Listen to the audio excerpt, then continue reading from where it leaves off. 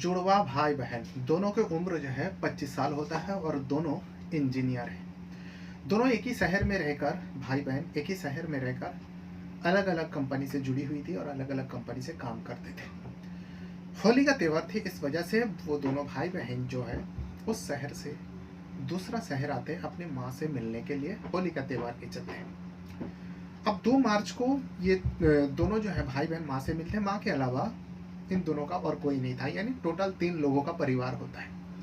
माँ भी एक इंश्योरेंस कंपनी में काम किया करते थे। मुरादाबाद में बुद्धि विहार इलाका में रहते थे, एक किराए पर मकान लेकर। तो भाई बहन आने के बाद माँ ड्यूटी पर जाया करती थी। लेकिन फिर 6 मार्च शुक्रवार का दिन था। उस दिन भाई के दिमाग में कुछ और ही चल रहा था। दोपहर का वक्त थी।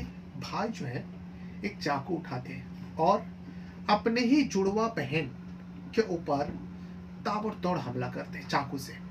अब उस चाकू से जो है बहन बचने के लिए, उस मार से बचने के लिए बहन पूरा घर में, 2 कमरा बना हुए थे उस घर में और एक किचन रूम था, उस पूरे घर में दौड़ती है। लेकिन बहन बच के नहीं निकल पाते। वो भाई बहन के ऊपर एक बार नहीं, 2 बार नहीं, 40 स्टेप, 40 स्टेप यानी 40 मर्तबा बहन के ऊपर चाकू गोदा गया था, जिसके चलते बहन का थोड़ी देर में तड़प तड़प कर मौत हो जाती है। उसके बाद वो भाई अपनी माँ का आने का इंतजार कर रहे थे। माँ फोन करती है ऑफिस से, जो बेटा मेरा टाइम हो गया, अगर तू आ जाएगा तो मैं तेरे साथ गाड़ी में बैठकर घर आ जाऊंगी। बेटा फौरन, माँ की जैसे फोन आता है, बेटा अपने माँ को रिसीव करने के लिए, माँ को लेने के लिए माँ के दफ्तर के बाहर जाते। माँ आती है, गाड़ी में बैठकर घर में आते। घर में उस बहन की लाश पड़ी हुई थी। माँ जैसे ही घर के अंदर एंट्री होती है, बेटी को लहू लुहान देख के चीख पड़ती है। जैसे चीख पड़ती है, वो बेटा जो है उसी चाकू को उठाते हैं और माँ के ऊपर भी ताबड़तोड़ वार करने लगते हैं। लेकिन माँ उससे पहले चीखी थी बेटी को देखकर, इसी वजह से उस चीख की आवाज पड़ोस में गई थी। पड़ोस से 2 महिला आती है और इस घर में जो कुछ भी हो रहे थे और एक बॉडी पड़ी हुई थी, उन लोग सब कुछ देख लेते हैं। इतने में वो लड़का घर से अपने गाड़ी लेकर फरार हो जाते। फौरन उस जगह में सनसनी फैल जाती है। एक मर्डर हो चुकी थी और एक हाफ मर्डर हो चुकी थी, और दोनों एक बहन थी और एक माँ थी। मारने वाला सगे बेटे होते, इसीलिए फौरन उस जगह पर पुलिस थाने में फोन किया जाता है। पुलिसकर्मी आती है, बॉडी को कब्जे में लेती है, माँ को अस्पताल एडमिट कराते हैं और फिर उस लड़का को ढूंढा जाता है। लड़का पुलिस के हाथ में चढ़ती है। लेकिन जो कहानी सामने आती है, आप भी सुनेंगे तो आपका भी रूह कांप उठेगी। तो आज मैं इसी रियल सच्ची घटना को सुनाने जा रहा हूँ, जो महज 2 दिन पहले घटी थी, यानी 6 मार्च को ये घटना सामने आई थी। वीडियो में आगे बढ़ने से पहले बस वही छोटी सी रिक्वेस्ट रहेगा आप लोगों से, अगर आप पहली बार मेरे चैनल पर जुड़ रहे हो तो चैनल को सब्सक्राइब ज़रूर कीजिएगा। और इस वीडियो को जहाँ तक आप देखते हो, जहाँ तक आपको पसंद आती है, जहाँ तक आपको अच्छे लगते हैं, वीडियो से बाहर जाने से पहले वीडियो को लाइक ज़रूर कर दिया करें। कुछ कहना रहेगा, चाहे इस वीडियो के बारे में या फिर जो इस चैनल पर और वीडियो देखते हो, या फिर आपको मेरे बारे में या फिर अपने बारे में कुछ कहना है, तो भी आप कमेंट बॉक्स में अपना राय दे सकते हो। तो कहानी है मुरादाबाद डिस्ट्रिक्ट का ही है। मुरादाबाद में ही एक बुद्धि विहार इलाका है। उस इलाका में एक महिला रहा करती। महिला का नाम होता है नीलिमा। नीलिमा जो है वो अकेली रहा करती थी, 2 कमरे का रूम लेकर। और नीलिमा एक इंश्योरेंस कंपनी में काम किया करते थे। नीलिमा का 2 बच्चे भी थे, एक लड़की और एक लड़का, दोनों जुड़वा थे। दोनों भाई बहन की उम्र इस वक्त जो है 25 साल था। दोनों भाई बहन अच्छा खासा पढ़ाई किया, इंजीनियर बने, और इसी इंजीनियर की नौकरी के लिए वो दोनों जो है मुरादाबाद में रहते थे भाई बहन। और दोनों अलग अलग कंपनी में, आईटी कंपनी से जुड़ी हुई थी और वहीं पर रहकर काम किया करते थे। लेकिन 2 मार्च को ये दोनों भाई बहन अपने माँ से मिलने के लिए मुरादाबाद आते हैं। होली का त्यौहार आ रहे थे, इस वजह से माँ से मिल ले। तीनों के अलावा कोई था नहीं, क्योंकि जो नीलिमा के पति हैं उनसे वो अलग हो चुके थे, अपने बच्चों के साथ अलग हो चुके थे 9 साल पहले। क्योंकि इन लोग मूल तौर पे जो है भदोई का रहने वाले थे, लेकिन जब पति से अलग हो गए तो अपने 2 बच्चों को लेकर मुरादाबाद आ गए और मुरादाबाद में रहकर अपने बच्चों को पढ़ाया। दोनों बच्चे काबिल बने, इंजीनियर बने और फिर दोनों आईटी कंपनी से जुड़े, नौकरी भी किया करते थे और यहाँ लीलिमा खुद नौकरी किया करती थी। इस तरीके से तीनों का जिंदगी चल रहे थे। लेकिन फिर 2 मार्च को माँ से मिलने आते हैं और फिर 6 मार्च को जो है वो भाई, वो बेटा जिसका नाम होता है हार्दिक, हार्दिक के दिमाग में कुछ और चल रहा था और हार्दिक का बहन उस बुद्धि विहार माँ के घर में रह रहे थे और माँ जो है नौकरी पर गई हुई थी। हार्दिक जो है एक चाकू उठाते हैं और अपनी बहन जिसका नाम होता है हिमसिका के ऊपर ताबड़तोड़ चाकू से वार करता है। 40 बार वार किया गया था और उस 40 बार वार की वजह से हिमसिका का मौत हो गई थी मौके पर। लेकिन हिमसिका बचने के लिए पूरा घर में बाहर निकलने के लिए दौड़ लगाती है। किचन से लेकर 2 रूम तक खून का छींटा और खून इधर उधर बिखरे हुए थे। पुलिस जब तफ्तीश किया, पुलिस को अंदाजा हो गया था जो वो शायद किचन में काम कर रही होती, हिमसिका शायद किचन में काम कर रही थी और फिर भाई ने उसको पर हमला किया। वो बचने के लिए इस कमरे से उस कमरे से किचन रूम ऐसा करते दौड़ती और भागती रही। तभी खून का छींटा पूरा घर में मौजूद थी। ये अंदाजा लगाया गया क्योंकि हार्दिक जो है घटना को अंजाम देने के बाद फरार था। लेकिन 6 ये दोपहर को हुई थी, फ्राइडे का दिन था, 6 मार्च थी। बहन को दोपहर तक मार डालते हैं। उसके बाद माँ का फोन आते हैं। माँ की ड्यूटी पूरी हो चुकी थी, इसलिए माँ को लगा जो बेटा तो घर पर ही है, अगर बेटा को फोन कर दूंगी वो गाड़ी लेके आ जाएगा, फिर दोनों माँ बेटे साथ में घर चलेंगे। माँ नीलिमा वैसे ही करती है, अपने बेटे हार्दिक को फोन कर दिया और कहती है बेटा तुम अगर फ्री हो तो आ जाओ मुझे लेने के लिए, मेरा ड्यूटी हो चुका है, मेरा टाइमिंग हो चुका, बस घर के लिए रवाना हो रही है। तो हार्दिक कहते ठीक है माँ, मैं थोड़ी देर में पहुँचता हूँ। माँ को लेने के लिए वो अपना गाड़ी लेकर माँ के दफ्तर के बाहर जाते हैं और माँ बैठती है। फिर दोनों माँ बेटा बातें करते हुए घर आते हैं। घर आने के बाद नीलिमा जैसी दरवाजा खोलती है, अंदर की तरफ कदम बढ़ाती है तो नीलिमा की आंखों के सामने उनकी बेटी की बॉडी लहू लुहान पड़े हुए थे। इसे देखने के बाद ही नीलिमा के चीख निकल आती है।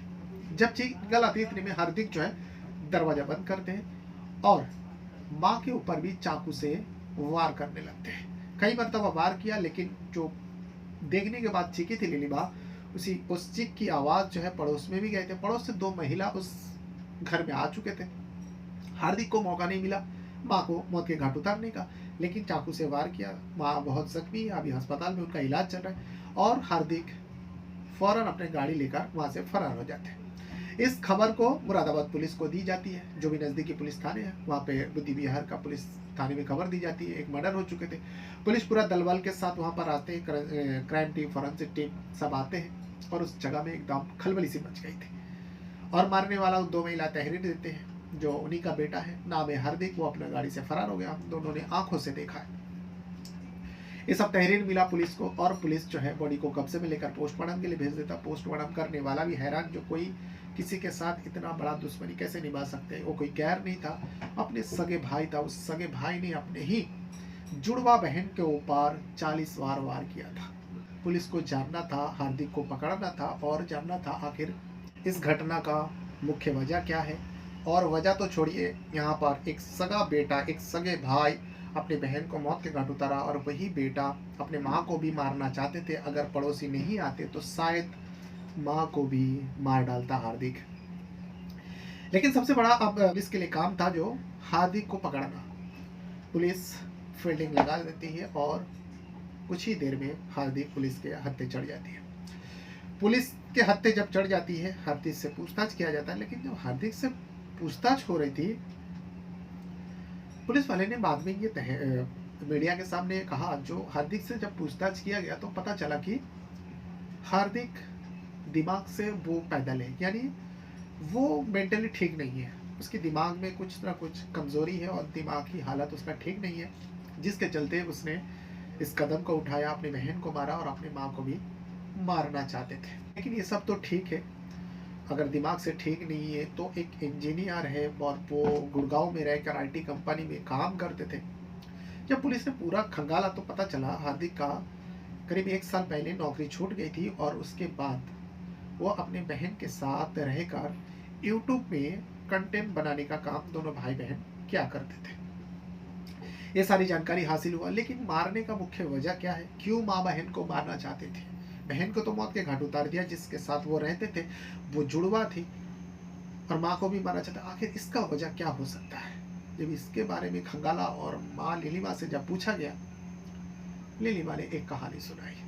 माँ ने एक कहानी सुनाई, जो मेरा बेटा जो है पुणे में एक लड़की है, उससे वो प्यार करता था, उससे प्यार करता था, लेकिन वो लड़की वो दूसरे से शादी कर लेती है और इससे धोखा दे देती है। हम लोग भी नहीं चाहते थे जो मेरा बेटा हार्दिक उस लड़की से शादी करे, क्योंकि वो मुस्लिम समुदाय से थी और हम लोग हिंदू समुदाय से हैं। लेकिन उसके दिमाग में बात घुसती नहीं थी। वो उसके दिमाग में ये ख्याल था, जो हम दोनों के वजह से, हम दोनों माँ बेटी के वजह से ही उसकी प्यार उसके हाथ से निकल गए और उसकी कई और जगह शादी हो गई। हार्दिक अक्सर कहा करते थे, तो तुम दोनों परमिशन दे दो तो मैं उस लड़की से शादी कर लूँ। तुम दोनों के वजह से उस लड़की को उसके घर वाले मारते हैं, पीटते हैं और उसका ज़िंदगी खराब हो चुकी है। अगर मैं उसे अपना लूँगा तो सब ठीक हो जाएगा। लेकिन माँ और बहन यह नहीं चाहते थे, जो मेरा बेटा एक ही बेटा है और वो कोई किसी मुस्लिम लड़की से, वो भी प्यार लव अफेयर करके शादी करे, वही रोकते टोकते थे।